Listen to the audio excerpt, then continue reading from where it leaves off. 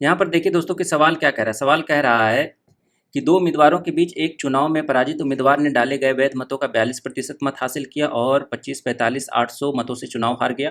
यदि 3,65,500 मतों को अवैध घोषित कर दिया गया और 30% लोगों ने अपना मत नहीं डाला तो मतदाताओं में मत न डालने वाले लोगों की लगभग संख्या मिलियन में कितनी होगी। ठीक है, तो आपको मत न डालने वाले लोगों का पूछ रहा है, तो टोटल वोट इंटू 30% इसका आपको निकालना पड़ेगा, है ना, कि कितने लोगों ने मत नहीं डाला। तो टोटल वोट निकालने के लिए क्या करना पड़ेगा। अच्छा, इसमें सवाल को आसान बनाने के लिए क्या कर सकते हैं कि यहाँ पर आप सारे डेटा को मिलियन में रखें, क्योंकि आंसर आपका मिलियन में पूछ रहा है। तो इसको अगर हम मिलियन में कन्वर्ट करेंगे तो आप जानते हैं कि 1 मिलियन बराबर 10 लाख होता है। तो इकाई, दहाई, सैकड़ा, हज़ार, 10,000, लाख, 10 लाख, यानी कि 0.254 मिलियन हो जाएगा।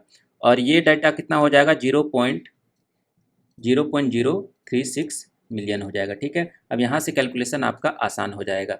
तो हारने वाले को 42 मिला और जीतने वाले को 58 मिला होगा। तो दोनों का डिफरेंस कितना, 16%, यानी कि 16/100। 16 का मान आपको दे रखा है 0.254 मिलियन, यानी कि अगर इसको भाग देंगे तो 0.1 बार में लगेगा और 94 आया, 16 0.16 के लगभग में आएगा। तो इसको 100 यूनिट का मान निकालेंगे तो ये आ जाएगा 16 मिलियन। ठीक है, ये आपका आ गया वैलिड वोट। ठीक है, वैलिड वोट जब आ गया तो इसमें आपको इनवैलिड वोट जोड़ेंगे, इनवैलिड वोट। ठीक है, तो कितना है इनवैलिड वोट, 0.036। ठीक है, ये आपका आ गया 16.036 मिलियन। अब ये जो मान है दोस्तों, ये आपका 70% का मान है, क्योंकि इसमें से 30% लोगों ने अपना मत नहीं डाला था। ठीक है, तो ये 70% का मान है आपका। तो 70% का मान हो जाएगा 16.036। तो 100% बराबर कितना हो जाएगा, तो एक शून्य गया, यहाँ से 7 से काटेंगे, 7 दूनी 14, 6 7 दूनी 14, 2 बचा, फिर 7 दूनी 14, 2.2, है ना, फिर 6 7 9 63, है ना।